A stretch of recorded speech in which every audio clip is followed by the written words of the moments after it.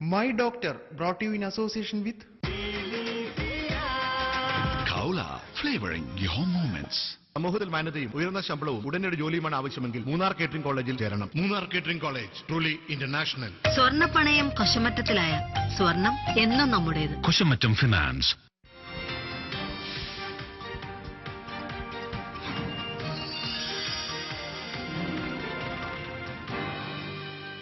മുതിർന്നവർക്കും കുട്ടികൾക്കും എപ്പോൾ വേണമെങ്കിലും വരാവുന്ന അസുഖമാണ് ദഹനക്കേട്. തെറ്റായ ഭക്ഷണക്രമവും ജീവിതശൈലിയിലെ മാറ്റങ്ങളുമാണ് ദഹനക്കേടുണ്ടാകാനുള്ള കാരണം. ഗ്യാസ് ട്രബിൾ മുതൽ ഛർദി വരെ ദഹനക്കേടിന്റെ ഫലമായി ഉണ്ടാകാം. തുടർച്ചയായുണ്ടാകുന്ന ദഹനക്കേട് ഗുരുതരമായ ഉദരരോഗങ്ങൾക്ക് കാരണമായേക്കാം. വയറിലുണ്ടാകുന്ന അൾസർ, അണുബാധ തുടങ്ങിയ രോഗങ്ങൾക്കും ദഹനക്കേട് കാരണമായേക്കാം. ഭക്ഷണം നല്ലപോലെ ചവച്ചരച്ച് കഴിക്കുക, ഭക്ഷണത്തിൽ പഴവർഗ്ഗങ്ങളും പച്ചക്കറികളും ഉൾപ്പെടുത്തുക, കൃത്യമായ വ്യായാമം, ചിട്ടയായ ജീവിതശൈലി തുടങ്ങിയവ ദഹനക്കേടിനെ അകറ്റി നിർത്താൻ സഹായിക്കും. ദഹനക്കേടും ഹോമിയോ ചികിത്സയുമാണ് മൈ ഡോക്ടർ ഇന്ന് ചർച്ച ചെയ്യുന്നത്.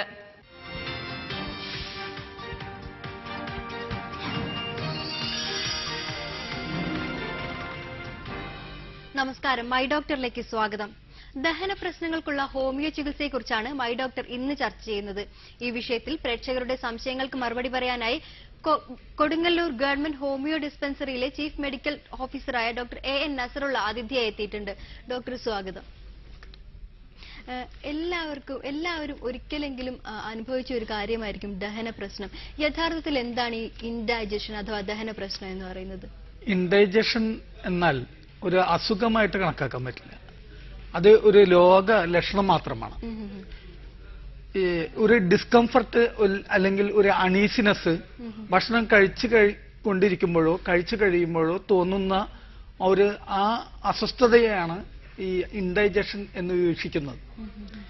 അത് ഈ പറഞ്ഞ പോലെ കുഞ്ഞു കുട്ടികൾ മുതൽ വയസ്സായ ആളുകൾക്ക് വരെയും അനുഭവിക്കുന്ന, അല്ലെങ്കിൽ ഒരു ജീവിതത്തിൽ അല്ലെങ്കിൽ ഒരു ദിവസത്തിൽ തന്നെ പല പ്രാവശ്യം അനുഭവിക്കുന്ന ഒരു അണീസിനെസ് ആണ് ഈ ഇൻഡൈജഷൻ.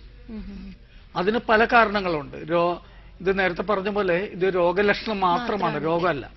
അപ്പൊ പല രോഗങ്ങളുടെയും ലക്ഷണമായി വരാവുന്ന ഒരു കാര്യമാണ്. അതുകൂടാതെ കാരണങ്ങൾ കൊണ്ടാണ് ഇൻഡൈജഷൻ ഉണ്ടാകുന്നത്. ഒന്ന്, നമ്മൾ കഴിക്കുന്ന ഭക്ഷണം, ആ ഭക്ഷണത്തിന്റെ സ്വഭാവം ഇൻഡൈജഷൻ ഉണ്ടാക്കുന്നു.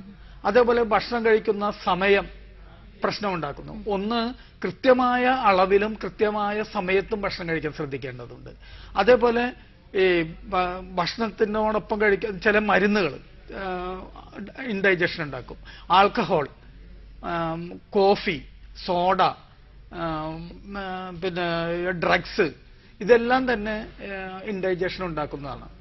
അതേപോലെ ജങ്ക് ഫുഡ്സ്, എണ്ണയിൽ വറുത്തു കോരുന്ന ഭക്ഷണങ്ങൾ, ഫാറ്റ് കൂടുതലുള്ള ഭക്ഷണങ്ങൾ, അതേപോലെ സ്പൈസി ആയിട്ടുള്ള ഭക്ഷണം, ഇതെല്ലാം തന്നെ ആസിഡ്സ്, പുളി കൂടുതലുള്ള ഭക്ഷണം, ഇതെല്ലാം ഇൻഡൈജഷന് കാരണമാകുന്നതാണ്. ഇതോടൊപ്പം തന്നെ ചില രോഗങ്ങളും, ലിവർ ഡിസീസ്, ഗോൾ ബ്ലാഡർ, പിത്താശയത്തിലെ കല്ലുകൾ, ആഗ്നേയഗ്രന്ഥിയിലെ ഇൻഫ്ലമേഷൻ, സ്റ്റൊമക്കിലെ പ്രശ്നങ്ങൾ, ഈസോഫാഗസിലെ പ്രശ്നങ്ങൾ, ഡിയോഡനത്തിലെ പ്രശ്നം, അതേപോലെ കുടൽ സംബന്ധമായ അസുഖങ്ങൾ, ഇതെല്ലാം തന്നെ ഇൻഡൈജഷന് കാരണം. മലബന്ധം, ഇൻഡൈജഷൻ മലബന്ധത്തിനും കാരണമാവും, മലബന്ധം ഇൻഡൈജഷനും കാരണമാവും. ഡോക്ടർ, അതിലേക്ക് വരും മുമ്പ് നമുക്കൊരു കോൾ ഉണ്ട്.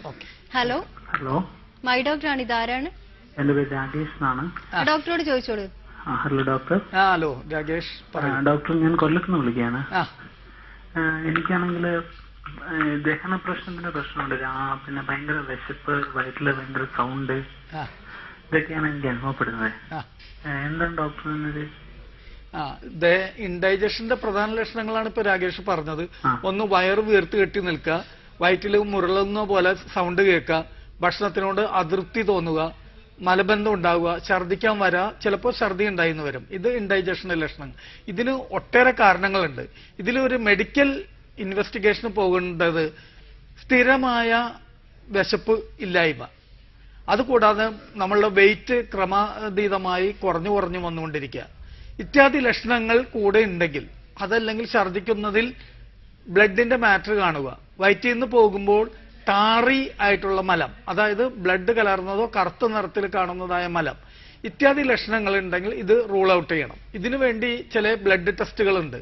ഒന്ന്, ബ്ലഡിന്റെ സാധാരണ ചെയ്യുന്ന CBC, കംപ്ലീറ്റ് ബ്ലഡ് കൗണ്ട്, അത് കൂടാതെ ബ്ലഡിൽ എച്ച് പൈലോറോ ആന്റിബോഡി ഉണ്ടോ, അൾസർ ഉണ്ടാക്കുന്ന ബാക്ടീരിയകൾ ഉണ്ടോ എന്നുള്ള ടെസ്റ്റ് നടത്തുന്നു. പിന്നീട് മലം പരിശോധിച്ച് നോക്കി അതിൽ ഒക്കൾട്ട് ബ്ലഡ് ഉൾപ്പെടെയുള്ള ബ്ലഡുകൾ ഉണ്ടോ എന്ന് നോക്കും. അതുകൂടാതെ ചില എക്സ്റേ പരിശോധന, barium meal x-ray, ultrasound scanning, CT scanning, MRI scanning, കൂടാതെ ഈസോഫാജിയൽ ഗ്യാസ്ട്രോ എൻഡോസ്കോപ്പി, EGD എന്ന് പറയുന്ന ഈസോഫാജിയൽ ഗ്യാസ്ട്രോ ഡിയോഡിനോസ്കോപ്പി എന്ന് പറയുന്ന എൻഡോസ്കോപ്പി ടെസ്റ്റും ചെയ്ത് നോക്കിയാലും നമുക്ക് രോഗങ്ങൾ കണ്ടെത്താൻ പറ്റുള്ളൂ. പക്ഷെ വളരെ സിമ്പിളായ രീതിയിൽ ഇൻഡൈജഷൻ അഥവാ ഗ്യാസ്ട്രിക് ട്രബിൾ ഉണ്ടാവും. അതിന് വേണ്ടിയിട്ട് ഇൻവെസ്റ്റിഗേഷന് പോകേണ്ട കാര്യമില്ല.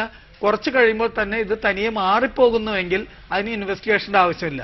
വളരെ സിമ്പിളായിട്ട് ചെയ്യാവുന്ന ഒന്ന് രണ്ട് കാര്യങ്ങൾ ചിലപ്പോൾ രാകേഷ് കൂടുതൽ പറഞ്ഞില്ല, വളരെ സിമ്പിളായിട്ടൊരു ചോദ്യം ചോദിച്ചുള്ളൂ.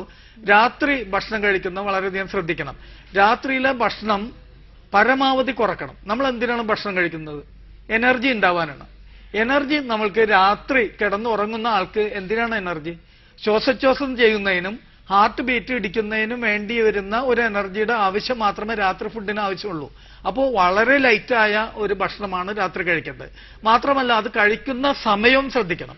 ഭക്ഷണം കഴിച്ചാൽ ഉടനെ പോയി കിടക്കുന്ന സ്വഭാവം ഉണ്ടെങ്കിൽ അത് മാറ്റണം. ഒരു 3 മണിക്കൂർ മുമ്പെങ്കിലും ഭക്ഷണം കഴിക്കുക. അതല്ലെങ്കിൽ ഭക്ഷണം കഴിച്ച് 3 മണിക്കൂർ കഴിഞ്ഞിട്ട് മാത്രമേ കിടക്കാൻ പാടുള്ളൂ. ഇത്യാദി കാര്യങ്ങൾ ശ്രദ്ധിച്ചിട്ട് കുറവ് കിട്ടുമെന്ന് നോക്കാം.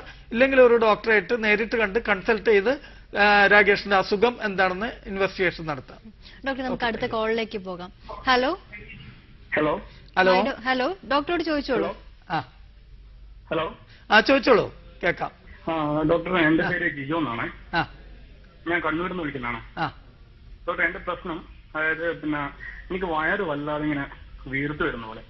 അതായത് ഞാൻ കൂടുതൽ കുറച്ച് നന്നായിട്ട് ഭക്ഷണം കഴിക്കുന്ന ആളായിരുന്നു കുറച്ചു കാലം വരെ. അത് ഇപ്പം ഞാൻ ഭക്ഷണം ഈ ഒരു പ്രശ്നം കൊണ്ട് ഭക്ഷണം കുറച്ചുകൊണ്ട് വരികയാണ്. പക്ഷെ എന്നിട്ടും സ്ഥിരമായിട്ട് എക്സസൈസ് ഒക്കെ ചെയ്യുന്നുണ്ട്. രാവിലെ സ്ഥിരമായിട്ട് എക്സസൈസ് ചെയ്യുന്നുണ്ട്. അതോടൊപ്പം തന്നെ ഇതൊക്കെ ചെയ്യുന്നുണ്ട്. പക്ഷെ ഇടയ്ക്ക് വയറിനൊരു എരിച്ചിൽ മാതിരി, അതോടൊപ്പം തന്നെ ഈ ഭയങ്കര കുറച്ച് ഭക്ഷണം കഴിച്ചാലും വല്ലാതെ അസ്വസ്ഥ, എവിടെയും നടക്കാനും പറ്റത്തില്ല.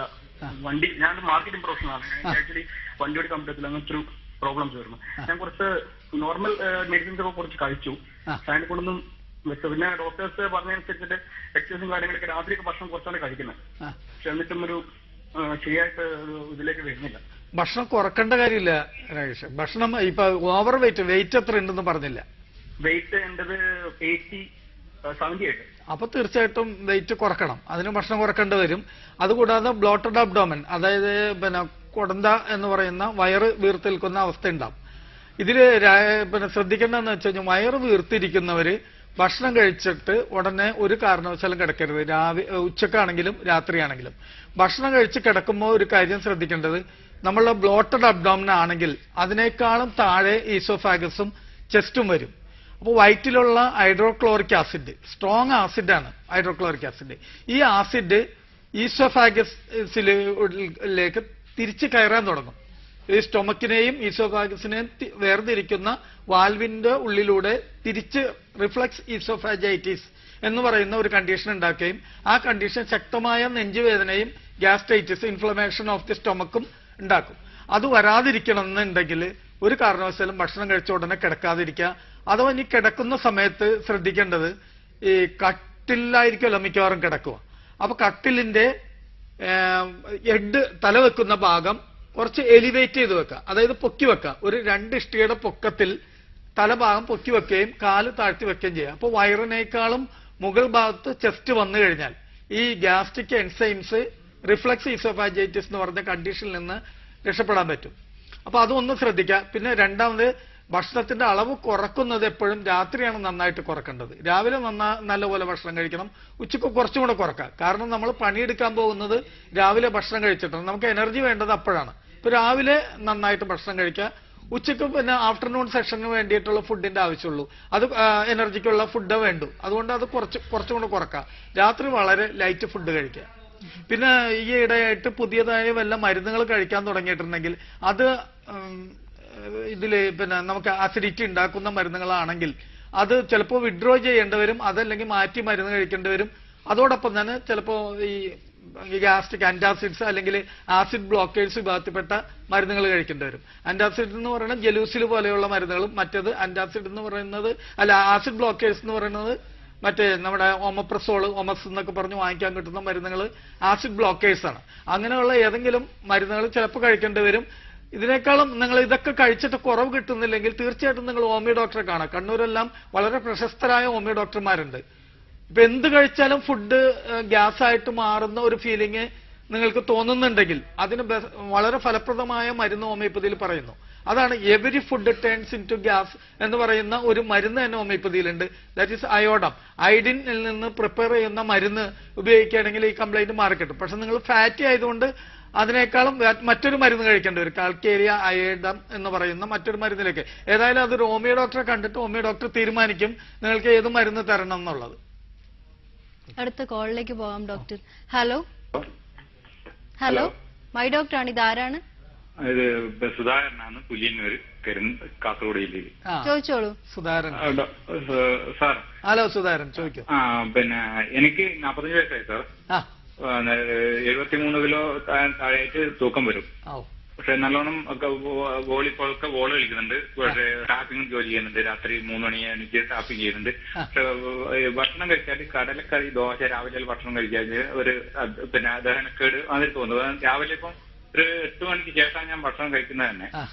അത് പിന്നീട് കഴിക്കുന്നത് കഴിഞ്ഞാൽ പിന്നീട് അങ്ങനെ വലിയൊരു ഭക്ഷണം കഴിക്കില്ല. പിന്നെ എന്റെ ഭക്ഷണം പറഞ്ഞ 2:30ക്ക് ശേഷം മാത്രമാണ് ഞാൻ പിന്നെ ഭക്ഷണം കഴിക്കുന്നത്. എന്നാലും എനിക്കൊരു ദഹനക്കേട് കാണുന്നുണ്ട്. പിന്നെ ബിരിയാണി ഇങ്ങനത്തെ കഴിച്ചാൽ ദഹനക്കേട് കാണുന്നുണ്ട് സാർ. അത് പിന്നെ വയറ്റിൽ വേറെ പിന്നെ മലമുറുക്കം ചിലപ്പോൾ കാണുന്നുണ്ട്. പിന്നെ കൂടുതലായിട്ട് വയറുവേദന, ഈ ബിരിയാണി ഒക്കെ കഴിച്ചു കഴിഞ്ഞാൽ പിന്നെ വയറുവേദന, ചിലപ്പോൾ വയറുവേദന ഈ വയറ് കടിപ്പല്ല, ഒരു മസിൽ വേദന അതിൽ തോന്നുന്നു. ദഹനം കുറവ് തന്നെ. വയറിന്റെ ഏത് ഭാഗത്താണ് തോന്നുന്നത്? വയറിന്റെ മൊത്തമായിട്ട് അത് ആമാശയത്തിന്റെ ഒരു വേദന തന്നെയാണ്. മധ്യഭാഗത്തായിട്ടാണ്? മധ്യഭാഗത്തല്ല, മൊത്തം അങ്ങനെ ഒരു കെട്ടിക്കിടക്കും വലിയൊരു ഇത്. അങ്ങനെ കുറെ ഇത് പുറത്തു പോകാതെ വെക്കുമ്പോ അങ്ങനെ ഒരു അസുഖമുണ്ട് സാർ. കൂടുതൽ ഫാറ്റി ഫുഡ് കഴിക്കുമ്പോഴാണ് അസുഖം ഉണ്ടാകുന്നതെങ്കിൽ നമ്മള് പിത്താശയത്തിൽ കല്ലുണ്ടോ എന്നൊക്കെ നോക്കേണ്ടി വരും. സാധാരണ അതിൽ അത് റൈറ്റ് സൈഡ്, അപ്പർ റൈറ്റ് സൈഡിലാണ് അങ്ങനെ അത്തരം വേദനകൾ ഉണ്ടാവുന്നത്.